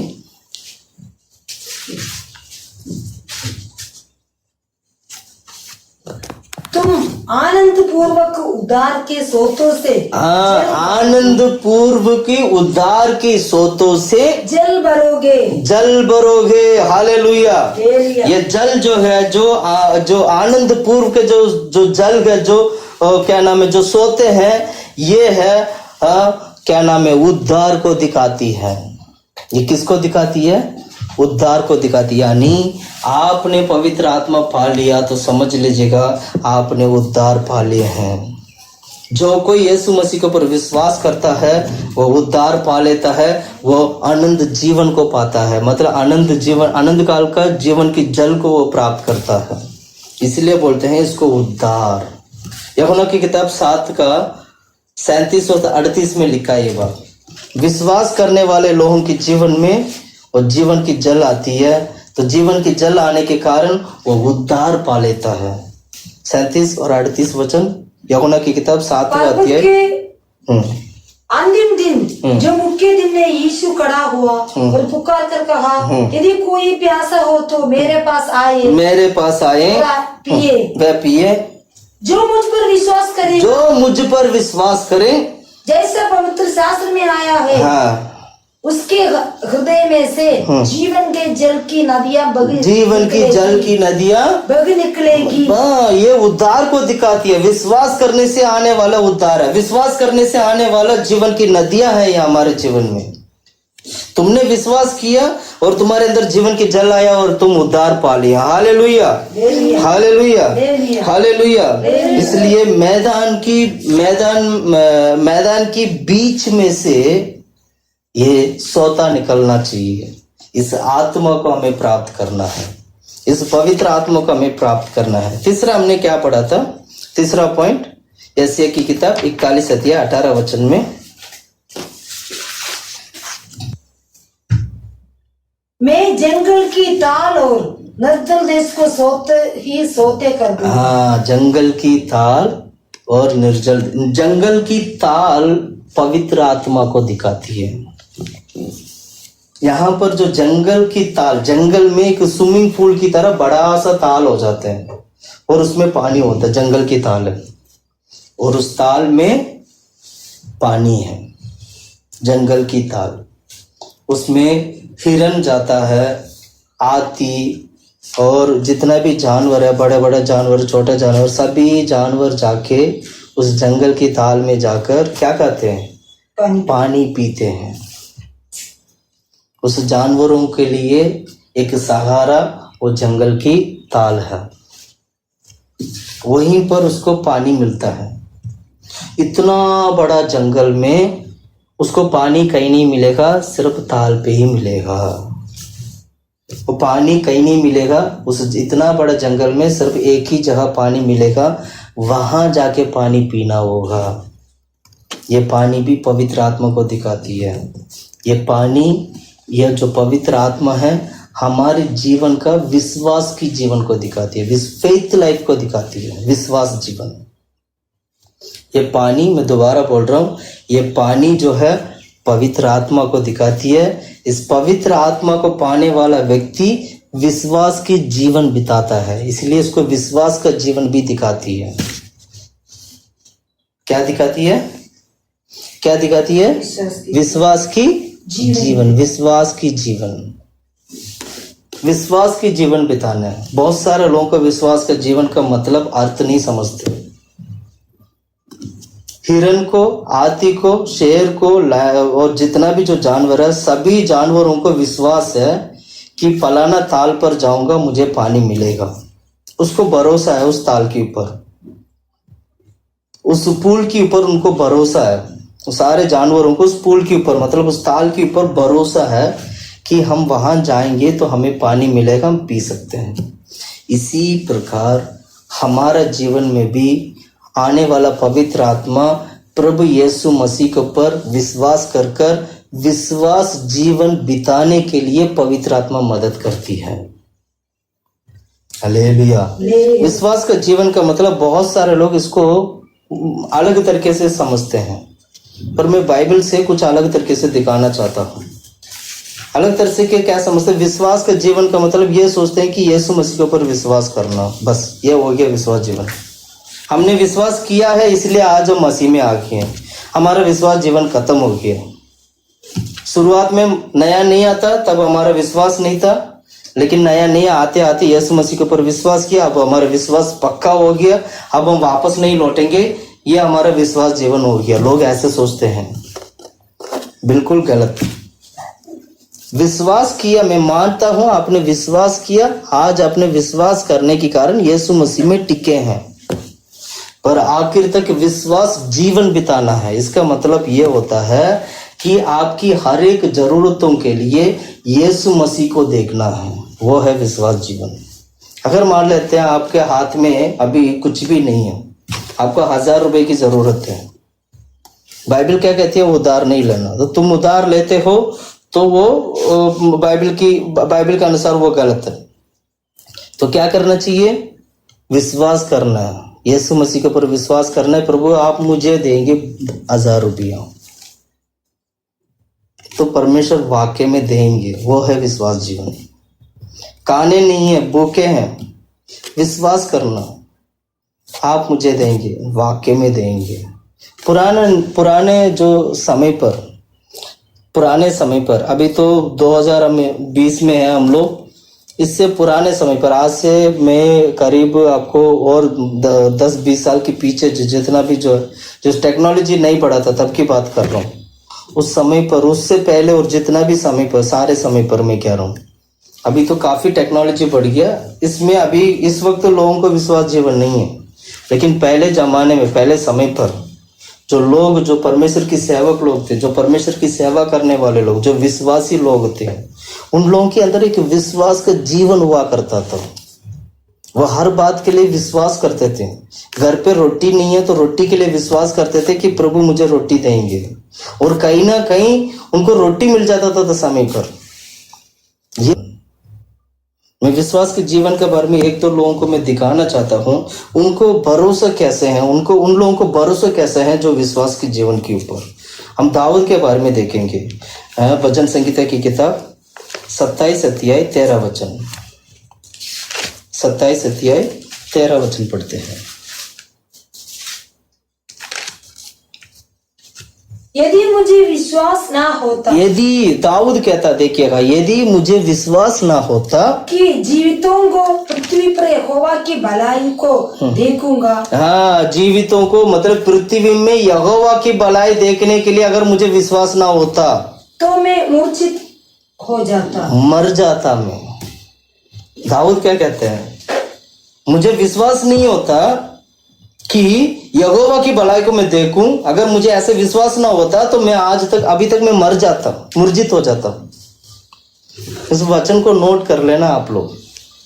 इसलिए वो दाऊद को पूरा भरोसा पूरा यहोवा के ऊपर है, परमेश्वर के ऊपर है, क्योंकि यहोवा परमेश्वर भलाई का काम करते हैं। प्रिय भाइयों बहनों, मैं कहना चाहता हूँ परमेश्वर, हमारा परमेश्वर भलाई का काम करते हैं। हमारा परमेश्वर हमारे जीवन की हर एक प्रकार की जरूरतों को, भलाइयों को वो दिखाता है। इसलिए मैं विश्वास करता हूँ उस भलाई के लिए। मैं विश्वास करता हूँ यहोवा परमेश्वर मुझे वो भलाई का मार्ग दिखाता है। पढ़ो उस वचन को, दोबारा पढ़ो, कितनी अच्छा वचन। यदि मुझे विश्वास ना होता कि जीवितों की पृथ्वी पर यहोवा का, विश्वास ना होता जीवितों की पृथ्वी पर यहोवा की भलाई को देखूंगा और तो मैं मूर्छित हो जाता, तो मूर्छित हो जाता। Hallelujah, hallelujah, hallelujah. इसलिए वो क्या करता है, मैं बाढ़ जोकर रहता हूं तब तक प्रभु मुझे नहीं देखते, क्योंकि मुझे विश्वास है मेरा परमेश्वर मेरे लिए क्या करेंगे, भलाई का काम करेंगे। आगे वाला वचन पढ़ो, इसके आगे वाला वचन। यहोवा को बाढ़ जोता रहे, हिया वो बांध और तेरे हृदय ढूंढ दृढ़ रहे। हाँ, यहोवा की बाढ़ जोता रहे। सीधी सी बात है, विश्वास की जीवन बिताने वाले लोग यहोवा के लिए बाढ़ जोकर रहना सीखना होगा। यहोवा की बाढ़ जोकर रहना ही विश्वास की जीवन है। विश्वास का जीवन का अर्थ यही है कि यहोवा की बाढ़ जोकर रहना, यहोवा की बाढ़ जोकर रहना, यहोवा की बाढ़। विश्वास का जीवन का मतलब यही है, यहोवा की बाढ़ जोकर रहना। Hallelujah, hallelujah. इसलिए हमारे अंदर क्या होना चाहिए, विश्वास की जीवन होना चाहिए। उधार मत मांगिएगा किसी से। पैसा चाहिए तो प्रभु से मांगिएगा। आपको कपड़ा चाहिए, प्रभु से प्रार्थना कर। अपने बच्चों को बोलिए, कपड़ा चाहिए, बच्चों को बोलिए, वो प्रार्थना करेंगे कपड़ा के लिए। बुक्स चाहिए, बुक्स के लिए प्रार्थना करें, प्रभु बुक्स दें।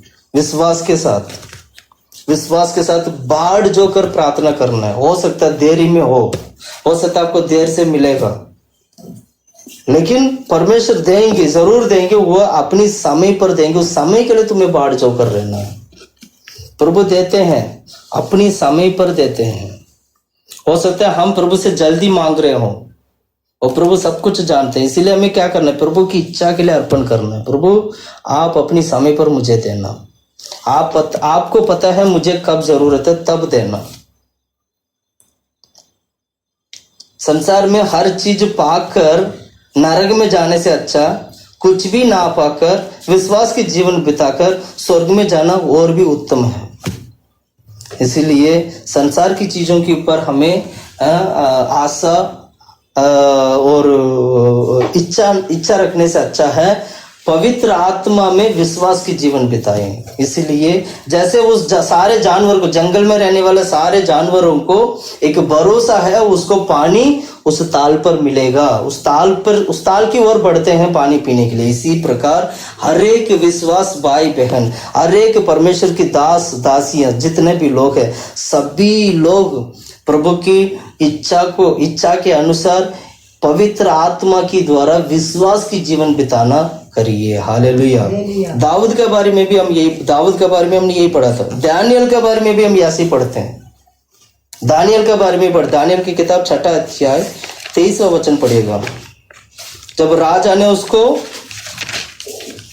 पढ़ो, दानियल की किताब 6 अध्याय 23वां वचन, 6 का 23। तब राजा ने बहुत आनंदित होकर राजा बहुत आनंदित होकर दानियल को गड्ढे में से निकाला, क्योंकि दानियल को राजा ने गड्ढे में डाला था। पहले राजा ने ही डाला, राजा का मन नहीं था डालने का, पर भी डाल दिया था। और अभी दानियल बच गया। अब दानियल की आवाज को सुनकर राजा बहुत खुश हो गए। पढ़ो उस वचन को दोबारा। तब राजा ने बहुत आनंदित होकर, बहुत आनंदित होकर दानियल को गड्ढे में से निकालने की आज्ञा दी। और अतः दानियल गड्ढे में से निकाला गया। और उस पर हानि को कोई चिन्ह ना पाया गया, क्योंकि वो अपने परमेश्वर पर विश्वास रखता था। अपने परमेश्वर के ऊपर विश्वास था। Hallelujah, hallelujah. दानियल की तरह हमें भी हमारे परमेश्वर के ऊपर विश्वास करना है। दानियल को विश्वास था कि मैं गड्ढे में हूं लेकिन मुझे कुछ नहीं होगा। पहले हमने दाऊद के बारे में देखा था, अभी हम दानियल के बारे में देख रहे हैं। दानियल को विश्वास था कि मैं गड्ढे में हूं फिर भी मुझे कुछ नहीं होगा। राजा बहुत खुश हो गए, तुम्हारा परमेश्वर ने तुम्हें बचा लिया।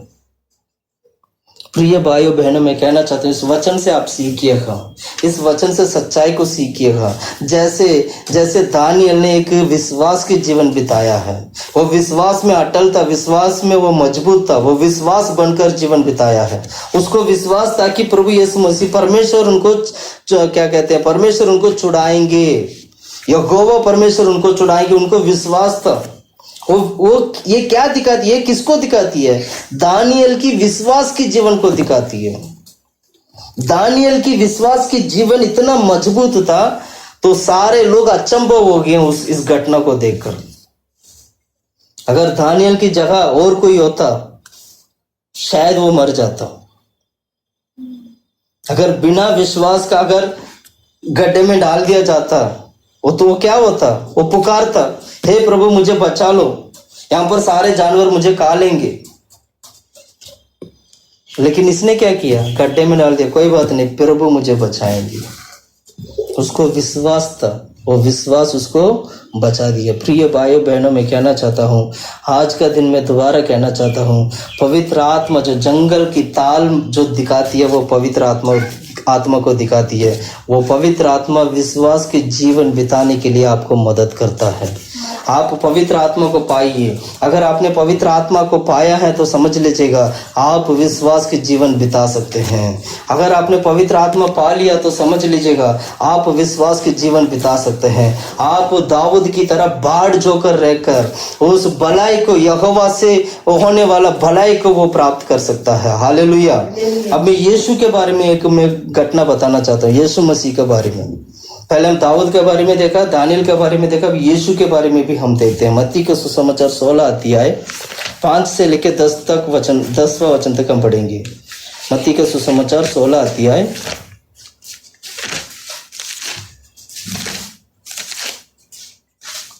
16 का 5 से 10। चेले झील से उस पहुंचे पर वे रोटी लेना भूल गए थे। चेले के हाथ में रोटी नहीं है, भूल गए कि चेले ने रोटी नहीं लेके किया। यीशु ने उनसे कहा देखो, फरीसियों और सदूकियों के कमीर के सावधान रहना। फरीसियों और सदूकियों की कमीर से सावधान रहना। प्रभु कहता है इस रोटी से तू सावधान रहना भाई। हालांकि ये लोग रोटी भूल के आ गए, अब इन लोगों को डाउट आ गया शायद हम रोटी भूल के आ गए, इसलिए प्रभु हम लोगों को देखकर ऐसे बोलते हैं। आगे पढ़ो। वे आपस में विचार करने लगे, हम रोटी नहीं लाए इसलिए वो ऐसा कहता है।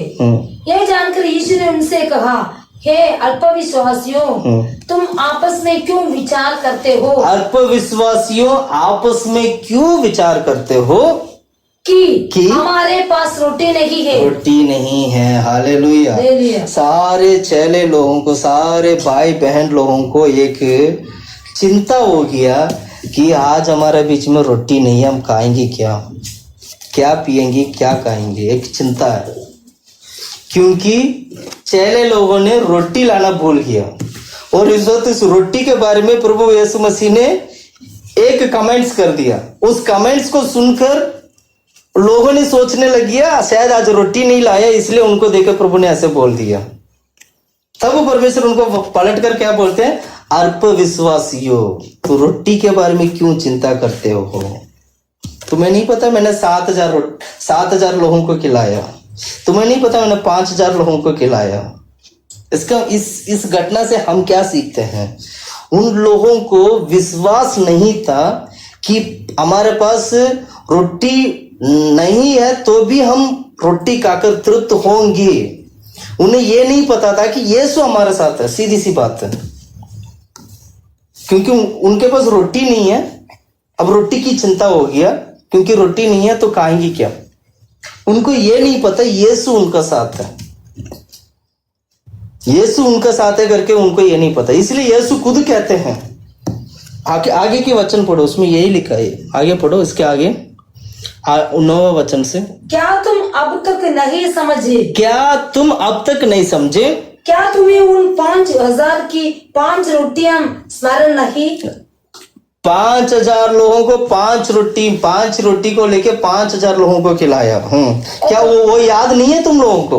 और ना ये कि तुमने कितनी टोकरियां उठाई थी, ये नहीं पता तुम्हें कितना टोकरियां उठाए थे वहां से। और आगे, और ना उन 4,000 की 7 रोटियां, और ना ये कि तुमने कितने टोकरी 4,000 लोगों को 7 रोटी से 4,000 लोगों को खिलाया। उसमें कितना रोटी कितना टोकरी मिला उठाया, क्या तुम नहीं जानते हो? वेरी क्लियरली बोल रहे हैं, क्लियरली। क्योंकि इनको चिंता है कि यीशु मसीह क्या नाम है, उनको ये नहीं पता है कि यीशु मसीह तो हमारा साथ है, पर रोटी मिलेगा नहीं मिलेगा करके उनको डाउट था। अल्प विश्वासी थे वो लोग। इसलिए मैं कहता हूं हमारे जीवन में विश्वास होना चाहिए। विश्वास होना चाहिए। क्या होना चाहिए? विश्वास होना चाहिए। विश्वास की जीवन बिताना है। इन लोगों की तरह रोटी के लिए चिंता नहीं करना है। मैं कहना चाहता हूं आपको, रोटी के लिए चिंता मत करना, क्योंकि यीशु तुम्हारा साथ है। यीशु मसीह यही तो कह रहे हैं। चेले लोगों ने रोटी भूल के आ गए हैं, इसलिए इन लोगों को चिंता हो गया, अब क्या होगा, रोटी नहीं है हमारा पास। और यीशु कहते हैं, अल्प विश्वासियों, तुम्हें नहीं पता मैं कितने लोगों को कितना रोटी खिलाया था? भूल गए? क्या वो याद नहीं है तुम्हें? इसका मतलब क्या हुआ?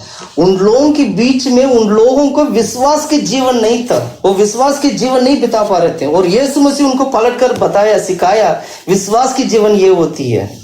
वो अभी तो सुधर जा, है अल्प विश्वास, तो सुधर जा, तो विश्वास के जीवन बिता, क्योंकि मैं तुम्हारे साथ हूं।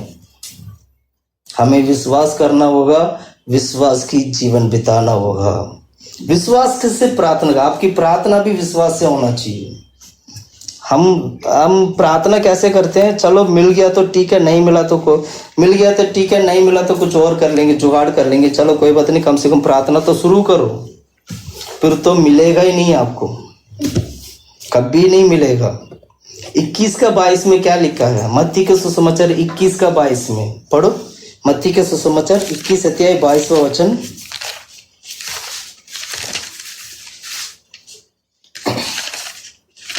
और जो कुछ तुम प्रार्थना में विश्वास से मांगोगे, जो कुछ तुम प्रार्थना में, मतलब प्रार्थना करते वक्त जो कुछ तुम विश्वास से मांगोगे, वो सब तुमको मिलेगा। सब मिलेगा। क्या लिखा है? जो कुछ प्रार्थना में मांगोगे वो सब तुम्हें मिलेगा। इसका मतलब क्या हुआ? हमारी प्रार्थना विश्वास की प्रार्थना हो। दाऊद की तरह प्रार्थना करना है, दानियल की तरह परीक्षा के समय पर विश्वास में खड़ा होना है। दाऊद की तरह प्रभु को देखकर पुकारना है, विश्वास होना चाहिए, विश्वास की जीवन होना चाहिए। यीशु मसीह ने उन लोगों को देकर सिखाया। यीशु मसीह ने विश्वास के जीवन के बारे में वहां पर उन लोगों को सिखाया। उस विश्वास के जीवन के लिए यीशु मसीह के ऊपर विश्वास करना है। इसीलिए हमारी प्रार्थना विश्वास की प्रार्थना हो, ताकि हम एक विश्वास की जीवन बिता सकें। विश्वास की प्रार्थना आएगा कैसे? विश्वास की प्रार्थना पवित्र आत्मा के द्वारा आएगा, क्योंकि पवित्र आत्मा प्रार्थना करने के लिए मदद करता है, आपको विश्वास देने के लिए मदद करता है, आपको विश्वास की जीवन बिताने के लिए मदद करता है। इसलिए मैं कहता हूं, जंगल को ताल, जो जंगल की जो ताल है वो विश्वास की जीवन को दिखाती है, वो पवित्र आत्मा है और विश्वास को जीवन को दिखाती है। जब आप जंगल की ताल, मतलब उस पवित्र आत्मा को जब तुम पाओगे, तुम एक विश्वास के जीवन बिताने वाले बन जाओगे। प्रिय भाइयों बहनों, आप पवित्र आत्मा जल्दी से जल्दी पाएगा, ताकि विश्वास की जीवन बिता सकें। जितने भी लोग पवित्र आत्मा पाए हैं और पवित्र आत्मा में बने रहिए, और नया अन्य भाषा के साथ बात करिएगा, और पवित्र आत्मा में भरिएगा, और पवित्र आत्मा में और उसके वरदानों में चमकने लगेगा। हालेलुया। आखिरी पॉइंट, चौथा पॉइंट, एशिया की किताब 41 अध्याय 18 वचन में हम जो पढ़े थे, चौथा पॉइंट पढ़ते हैं। निर्जल देश को सोते कर दूंगा। निर्जल देश का मतलब क्या है? जहां पर पानी की उम्मीद नहीं है, जहां पर पानी है ही नहीं। निर्जल देश मतलब जमीन, पटा हुआ जमीन होते हैं। पटा हुआ जमीन आपने देखा होगा, ऐसे पटा हुआ होता है, जहां पर पानी नहीं होता जमीन पट जाता है, क्योंकि पानी नहीं है, निर्जल देश है वो। उस देश में परमेश्वर सोते ही सोते हैं, कर दूंगा। हालेलुया। ये किसको दिखाती है? निर्जल देश में हमें क्या मिल सकता है? कुछ नहीं मिल सकता है। मैं कहना चाहता हूं, ये पवित्र आत्मा वो है, ये भी है। निर्जल देश में जो सोते के बारे में जो हम पढ़ते हैं, ये जो सोते हैं, ये पवित्र आत्मा को दिखाते हैं। निर्जल देश की पवित्र आत्मा, यानी जहां पर कुछ भी नहीं है वहां पर भी उत्पन्न करने वाला पवित्र आत्मा। यानी इससे हम इस बात को सीखते हैं कि हमारी क्या कहते हैं, क्या बोलते हैं उसको, प्रभु में जो प्रभु में हम आनंदित हो जाते हैं ना, आनंदित हो जाते हैं। हमारी केवल आनंदित जो है प्रभु में होना चाहिए। हमारी आनंद जो है केवल प्रभु में होना चाहिए और किसी चीज में नहीं होना चाहिए। केवल प्रभु के ऊपर आनंदित होना है। जब आप पवित्र आत्मा को पाते हो, पवित्र आत्मा की द्वारा केवल प्रभु के ऊपर आपको आनंदित होने लग जाते हो। ये एक्सपीरियंस है। पवित्र आत्मा पाने वाला व्यक्ति से पूछिएगा, प्रार्थना करते वक्त आप उनसे पूछिए, जो लोग पवित्र आत्मा पाए हैं उनसे पूछिएगा, पवित्र आत्मा में पाते वक्त आपको कैसा लगता है? वो सीधा यही बोलेंगे, हम बहुत खुश हो जाते हैं, बहुत आनंदित हो जाते हैं हम लोग। प्रिय भाइयों बहनों, ये वो पवित्र आत्मा है, आपको आनंदित होने के लिए मदद करता है। निर्जल देश में सोते ही सोते हैं, इसका मतलब वो निर्जल देश में जो कभी आनंदित होने वाला एक जीवन में परमेश्वर पवित्र आत्मा के द्वारा आनंदित होने के लिए प्रभु मदद करते हैं, आनंद को दे देते हैं। वो आनंदित होने के लिए क्या कर देते हैं? मदद करते। इसलिए पवित्र आत्मा पाते वक्त हम आनंदित हो जाते हैं। फर्स्ट क्रॉनिकल पहला इतिहास की किताब 29 अध्याय 22वां वचन पढ़ते हैं। पहला इतिहास की किताब 29 अध्याय 22वां वचन पढ़ो। उस दिन यहोवा के सामने उन्होंने बड़े आनंद से खाया और पिया। यहोवा के सामने उन्होंने बड़े आनंद से खाया और पिया। फिर उन्होंने दाऊद के पुत्र सुलेमान को दूसरी बार राजा ठहराकर यहोवा की ओर से प्रार्थना होने के लिए, उसका और याजक होने के लिए सदों का अभिषेक किया। हालेलुया। दूसरी बार याजक और राजा होने के लिए अभिषेक किया। हम आनंदित तब होते हैं जब हम अभिषेक किया, हम लोगों के ऊपर अभिषेक किया जाता है। हम आनंदित होने के लिए अभिषेक किया जाता है, ऐसे भी बोल सकते हैं हम लोग। इसका मतलब क्या हुआ? हमारे अंदर वास करने वाली आत्मा आनंदित आत्मा है, आनंद देने वाली आत्मा है, हमें खुश रखने वाली आत्मा है। हमारे अंदर वास करने वाली आत्मा क्या है? हमें खुश रखने वाली आत्मा है। उस आत्मा को पाते वक्त आप आनंदित हो जाओगे। दूसरी बार राजा होने के लिए उन्हें अभिषेक किया था, तो सभी लोग आनंदित हुए थे। इसका मतलब क्या हुआ? निर्जल देश में ही परमेश्वर हमें आनंदित होने देते हैं। जहां पर कोई उम्मीद नहीं है वहां पर भी परमेश्वर तेरे लिए सोते बनकर रहेंगे।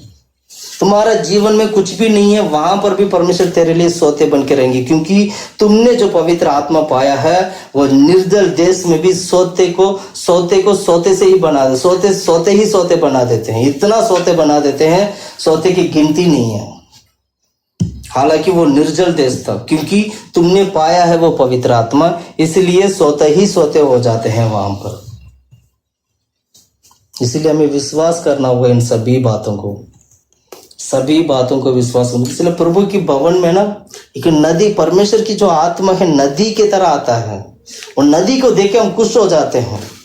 पढ़िएगा भजन संगीता की किताब 46 अध्याय 46 का 4, 40 का 4, 46 46 भजन संगीता की किताब 40 का 4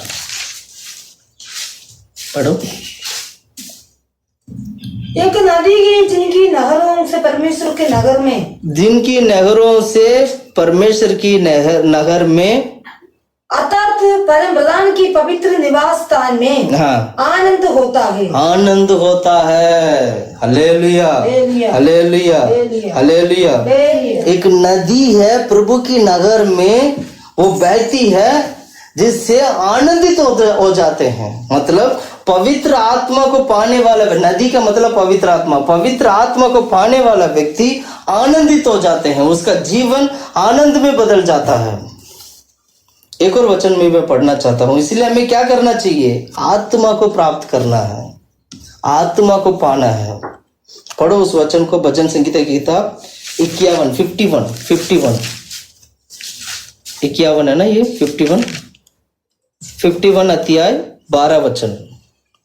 अपने किए हुए उद्धार का हर्ष मुझे फिर से दे। मतलब अपने किए हुए उद्धार का हर्ष, मतलब उद्धार का जो खुशी है मुझे फिर से दे और उदार आत्मा देकर मुझे संभाल। हाँ, कौन सी आत्मा? उदार आत्मा। मतलब क्या बोलते हैं, एक क्या बोलते हैं, एक स्टेबल स्पिरिट, या बोले तो क्या बोलते हैं उसको, एक आत्मा है जो दृढ़ रहने वाली आत्मा, लगातार हमारे साथ संग रहने वाली आत्मा, वो आत्मा मुझे दे। कौन बोल रहे हैं? दाऊद बोले, भजन संगीता लिखने वाला कहता है। प्रिय भाइयों बहनों, मैं कहना चाहता हूँ आज का तारीख में, आज मैं आपको बताना चाहता हूँ जो हमने वचन में सीखा है, पवित्र आत्मा की छाया के बारे में चीज सीखा है हम लोगों ने। पवित्र आत्मा की छाया में सबसे पहले हमने देखा था मुंडे डीलों से भी नदियां, जिसको समर्पित कहते हैं या प्रतिष्ठा करके कह सकते हैं। मुंडे डीलों से भी नदियां, मतलब ये पवित्र आत्मा को दिखाती है। ये आत्मा, पवित्र आत्मा जो हमें एक प्रतिष्ठा, एक सेवा करने के लिए हमें मदद करता है। यह आत्मा हमें सेवा करने के लिए मदद करता है। दूसरा, मैदानों के बीच में से सोता बहूंगा, मतलब मैदानों के बीच में, मतलब ये हमारी नम्रता को दिखाती है। मतलब ये वो आत्मा है हमें नम्रता की जीवन बिताने के लिए मदद करती है, और इस आत्मा के द्वारा हमने उद्धार पाते हैं। नम्रता की जीवन बिताने के लिए हमें मदद करता है। तीसरा हमने देखा था जंगल की ताल, मतलब जंगल को ताल, जंगल में ताल है, उस ताल के ऊपर सारे जानवरों को भरोसा है। ये वो आत्मा को दिखाती है, वो पवित्र आत्मा को दिखाती है, हमें विश्वास की जीवन बिताने के लिए मदद करती है। विश्वास की जीवन, जैसे दाऊद का जीवन में विश्वास की जीवन था, दानियल के जीवन में विश्वास की जीवन था, और यीशु मसीह ने अपने लोगों को विश्वास के जीवन के बारे में सिखाया है। इसीलिए विश्वास से प्रार्थना करना चाहिए ताकि हम विश्वास का जीवन हमारे जीवन में पूरा हो सके। ये वो आत्मा है हमें विश्वास की जीवन बिताने के लिए मदद करता है। चौथा हमने देखा था निर्जल देश को सोते ही सोते। इसका मतलब निर्जल देश को सोते ही सोते, इसका मतलब ये वो पवित्र आत्मा है जो हमें प्रभु में हमेशा आनंदित होने के लिए, हमेशा प्रभु में मगन होने के लिए हमें मदद करता है। प्रिय भाइयों बहनों, मैं कहना चाहता हूँ आज जो हमने जो वचन पढ़ा है, ये वचन पवित्र आत्मा की छाया को दिखाती है। ये पवित्र आत्मा की छाया है। आप जो पवित्र आत्मा को पाते हैं, ये पवित्र आत्मा आपका जीवन में कार्य करना चाहिए। आप सेवा करने वाले बनना चाहिए। आप प्रभु के हजूर में सेवा करने वाले बनिएगा। प्रभु के हजूर में प्रभु के लिए सेवा करने वाले बनिएगा। प्रभु आपका जीवन में कार्य कर, सेवा की आत्मा परमेश्वर आपको देंगे। सेवा करने के लिए वो पवित्र आत्मा प्रभु आपको देंगे। हाँ, हम नम्रता के साथ जीवन बिताने के लिए पवित्र आत्मा मदद करेंगे। और इतना ही नहीं, हम एक विश्वास जीवन बिताने के लिए पवित्र आत्मा मदद करेंगे, और सदा आनंदित होने के लिए पवित्र आत्मा मदद करेंगे। आइए हम सब लोग घुटने में बैठते हैं, हम प्रार्थना करते हैं प्रभु की हजूरी में। पवित्र आत्मा हमारे बीच में कार्य करे, पवित्र आत्मा हमारे बीच में कार्य करे। यहोवा परमेश्वर हमारे बीच में कार्य करे। वो यहोवा परमेश्वर आत्मा की द्वारा हमारे बीच में वो वास करता है। वो प्रभु परमेश्वर हमारा शरीर में वास करता है। हमारा शरीर प्रभु का मंदिर है, पवित्र आत्मा का मंदिर है करके बाइबल में लिखा है। यानी पवित्र आत्मा का मंदिर, पवित्र आत्मा वास करने वाला जगह हमारा शरीर है करके बाइबल में लिखा है। इसीलिए प्रिय भाई बहनों, मैं कहना चाहता हूँ हम सभी लोग उस पवित्र आत्मा को पाए, वो पवित्र आत्मा हमारे जीवन में वास करें, वो पवित्र आत्मा हमारे जीवन में वास करे। यीशु के नाम से वो हमारे जीवन में कार्य कर सके। हम सब लोग मिलकर एक साथ मिलकर हम प्रार्थना करते हैं, प्रभु की आराधना करते हैं, प्रभु की महिमा करते हैं, यहोवा प्रभु का महिमा करते हैं। हालेलुया, आमीन परमेश्वर, हालेलुया, आमीन। धन्यवाद धन्यवाद धन्यवाद धन्यवाद धन्यवाद धन्यवाद धन्यवाद धन्यवाद धन्यवाद धन्यवाद धन्यवाद धन्यवाद धन्यवाद धन्यवाद धन्यवाद। झुकाकर झुकाकर सर उठा। आमीन प्रभु, हालेलुया, आमीन प्रभु, आमीन प्रभु, आमीन प्रभु, आमीन प्रभु, आमीन प्रभु। यीशु तेरे लिए, सिर्फ तेरे लिए, यीशु तेरे लिए, तेरे लिए, यीशु तेरे लिए मैं हाथ उठाता हूँ।